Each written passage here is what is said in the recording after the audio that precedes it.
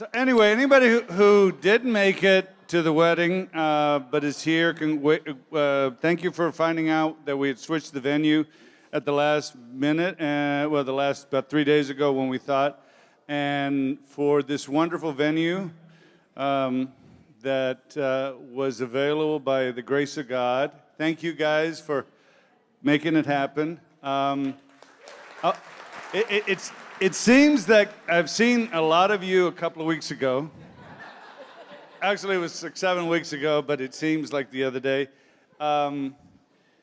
Thank you for being here in one of the most wonderful moments of our lives, and that's what we share with friends. And I want to thank Jackie, our wedding planner, and a very good friend of mine who made the paella. Joe Davidal, he's also a member of my cigar group, and he makes us laugh every Wednesday. Thank you, Joe. Joey Buttafuoco Davidal, thank you. And here's my wife, Regina. There you Joe. She's going to give us the blessing. And I thought you were going to give a toast. No. That's later on. Oh, that's later? Yeah. Sorry. Okay. Let's just put our place in a quiet heart, a heart open to love, a heart open to all the blessings that every one of us have in this life, those that we're not even aware of that are here. We ask God to bless Jackie, our wedding planner. Bless these beautiful magicians here the music people. I never could say that word. The guys that will be serving the food, those that prepared it, and the people that own Venue Naples, that they let us bring this last-minute party here. And now we're going to ask the Lord to bless this food that we're about to eat. Let us nourish our mind and our body, and let us have a really good time tonight and safe journeys home. Amen. Amen. Thank you. Okay. This is all from 31 years of having this beautiful princess as my daughter. I'm going to start now. Monica modified her own nickname at a very young age. Having been given the nickname of Chuchi by her mom, she called herself Monica Ann Chuchi Girl Peña. We knew then she was strong-willed and had an imagination to match. She was born in a very busy time of our lives, in the middle of my surgical training and Regina working full-time at Jackson Memorial Hospital. But Monica has always been at the right time, at the right place. Shortly after we brought her home to the house in Coconut Grove, Regina chose to move her bassinet, which had been at the foot of our bed.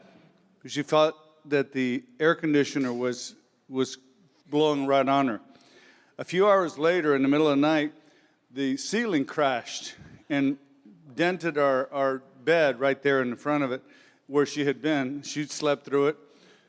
We were so tired, we looked around and said, I think the ceiling's going to be fine, so we went back to sleep. But we were pretty damn tired. She was fine. At a few months of age, Regina and I were still living in Coconut Grove. We would take her down to Monty Trainers. I don't know if anybody's been there. There was a band that's been there forever called Dirk Ramsey and the Calypso Angels, and we would pull up her stroller and put her right next to the band, and she would sleep through everything. And to this day, she can sleep through anything, and she waits to the last possible second to wake up and go somewhere, right? Back to her sense of determination. At age 12, she evaded an incoming hurricane and rerouted her plane ride so she could be a bridesmaid at her friend's mother's wedding in Connecticut. She made it just in time. In high school, she became Mamica. As she spent quite a bit of time monitoring my son Manny's progress, including checking with his teachers, even if they refused to tell her any information. From what we've learned about Manny's high school years, she was spot on in checking on him, but hey, it's too late. Freshman year was a little rough on Monica. That year she ended 80th out of 400, and if you know Monica, that was not good. She told me, I want to sit on the stage. And I said, what does that mean? You had to be in the top 10. So, okay, I said, okay, from 80th to 10, all right. Well, needless to say, by the senior year going into graduation, she was 7th. And she was going to be sitting. And then, I know, on the day of graduation, she received the last, and she was 6th. There was a young man sitting in the 7th, and Monica had no problem telling him, excuse me, you're going to move over. That's my seat. With her beautiful smile, he couldn't really be that angry. Monica found passion in running and joined the track team and the cross-country team. We have some of her classmates here that ran with her, and her mark was she always looked at her, she wanted to make sure she was running on time, so she always looked at her watch, and she always smiled as she was going by the grandstands. So everybody goes, man, everybody's going, and Monica's going. Of course, as soon as you pass her, she'd go. That's how she runs. She's a beautiful runner. And then she became a trademark. And then she finally made it to the regionals, and she ended up in the fast heat. And she joined her race. She ended up in the fast heat, and she raced one of those Lourdes girls. The only Cuban girls that were athletic in the world were in that school, and they ran like rabbits. But Monica had a good time anyway. Monica chose Rollins College in Winter Park, a school smaller than her high school. This fit her well. She got to run cross country for a college team, small and personal. But unfortunately, it was a liberal arts college. And Monica was going to be a physician. She had always decided that she had decided on her first mission to Kingston, Jamaica, when she visited an orphanage called the Mustard Seed for developmentally challenged kids. And anyway, back to Rollins College.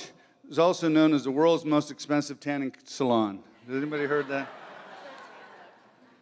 Something about Fox Day. But Monica got some terrible advice from her counselor at Rollins, but luckily she listened to me, and she ended up being one of the 2 individuals to get into medical school that year. While in college, she accompanied me to a mission in West Africa, Burkina Faso. So this was my chance to get her excited about plastic surgery. So what did Monica do? You would think she would be watching a miraculous transformation of a child or a young adult with a cleft lip, but she was instead playing with the children in the recovery room. I said, I knew I'd lost her, but hey, she was going to be a great pediatrician. Then came medical school at Florida State University. She called us the first day and announced that she was 6 weeks behind. She had met gunners. If you know what gunners are, they're disgusting individuals, and I hate them. But she had met them, and she overcame them, and we convinced her to stay, and she came out near her top of her class, as she always does.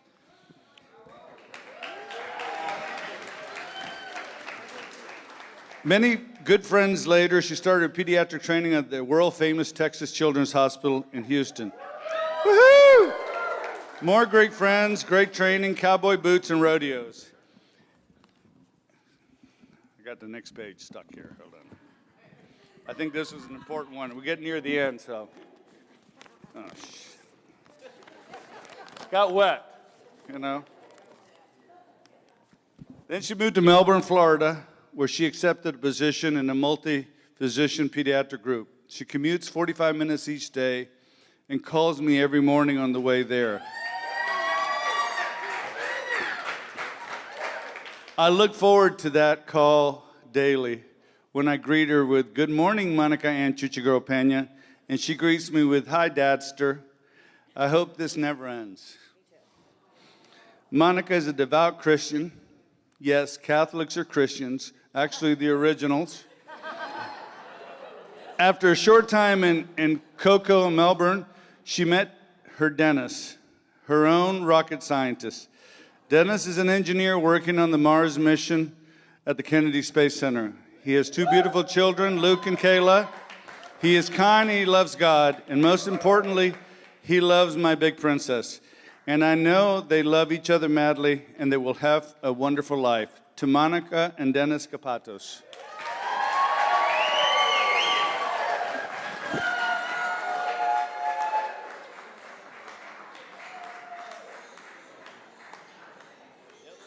I'm ready. So all weekend long, everyone's been asking me, so what are you gonna say with your speech? Are you nervous? Have you been practicing? And so all weekend long, everyone's been asking me what I'm gonna say with my speech. Have I been nervous? And they want to hear what I'm gonna say. And I've been telling everyone, well, anyone who knows me, I like to practice months and months ahead of time and rehearse, and I'm not much of a getting in front of everyone and speaking sort of person. But I've been telling everyone that I've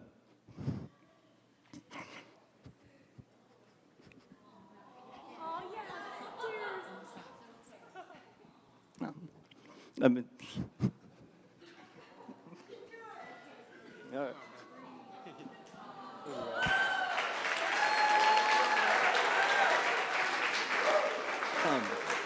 So I've been telling everyone that I haven't been nervous at all because, and I haven't practiced anything that I wasn't going to need to practice anything. The speech was going to be obvious when you're sitting here and you're looking at them, this amazing couple that's complements each other perfectly in so many ways, and just marveling at God's master plan that you have no idea you're a part of until somehow this incredible series of events just come together somehow, that these two people just meet and fall in love, and you just know that they're perfect for each other, and it's what God always meant for these two to be together, married, and I wish you guys nothing but the very best and many happy years and to your marriage.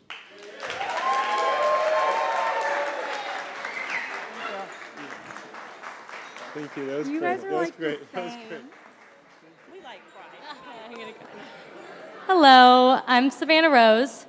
I am Monica's younger sister, for the few that I haven't met. So growing up, Monica was always the very best role model, big sister that anyone could ask for. As you know, as my dad kind of laid out for you, a little bit of an overachiever as a child, graduating top of her class all the way from kindergarten to high school, graduating top of her class at medical school. So it was very easy for me to just copy everything she did, because she just told me how to do everything, from what classes to request to boost my GPA so I could get on stage, to how to apply to college and med school and residency.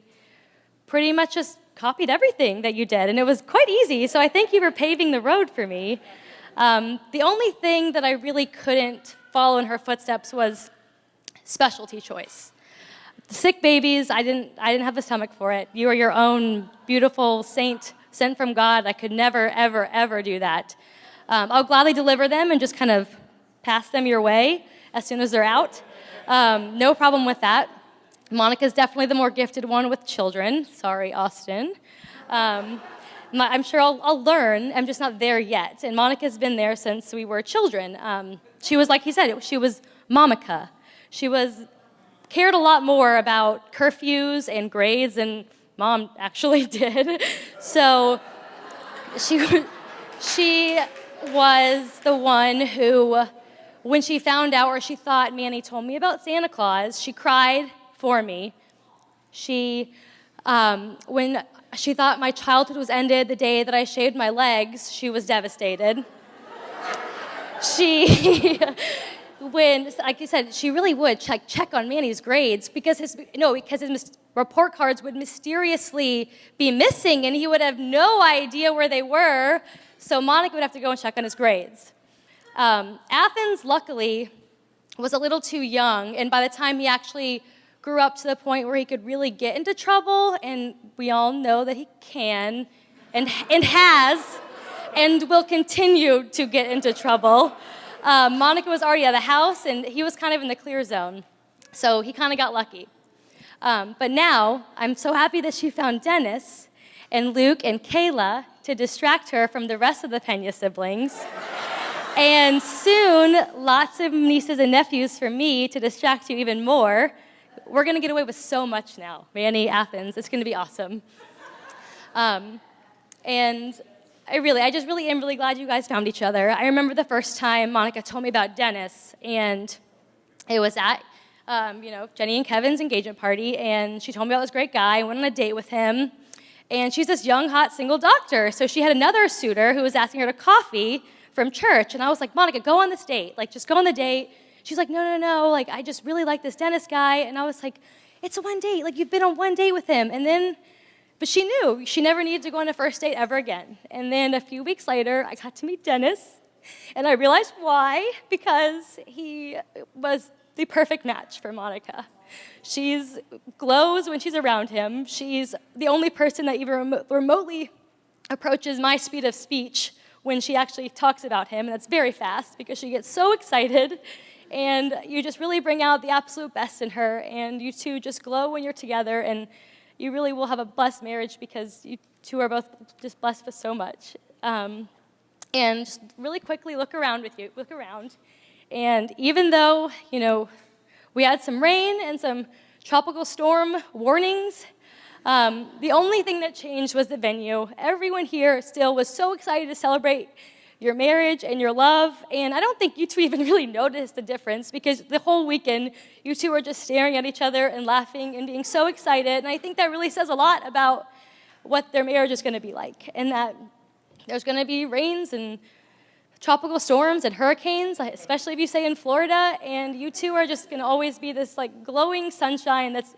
every single day is going to end in sun with you two and your marriage, and I just am so happy for you both.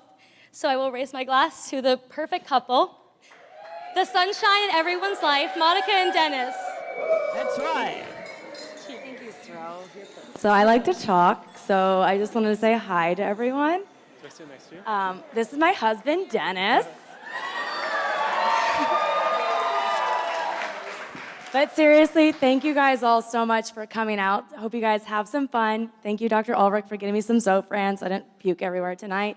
But I really hope you guys enjoy all the fun and the music and the fellowship here, and that you make some new friends and you have a great night, because we're having a great night, even though my stomach feels funny.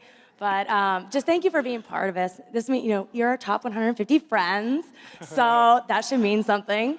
And we love you a lot, but I love Dennis even more. Okay, I want to say something. Can I say something? Sorry. Okay, I'll make it short. I just wanted to say that when I met Monica and I started meeting all the people that she knew, and she had so many friends, I also never received so many death threats in my life. If you're not good to her, so that just goes to show how much people love you, and I totally get it because I feel the same way.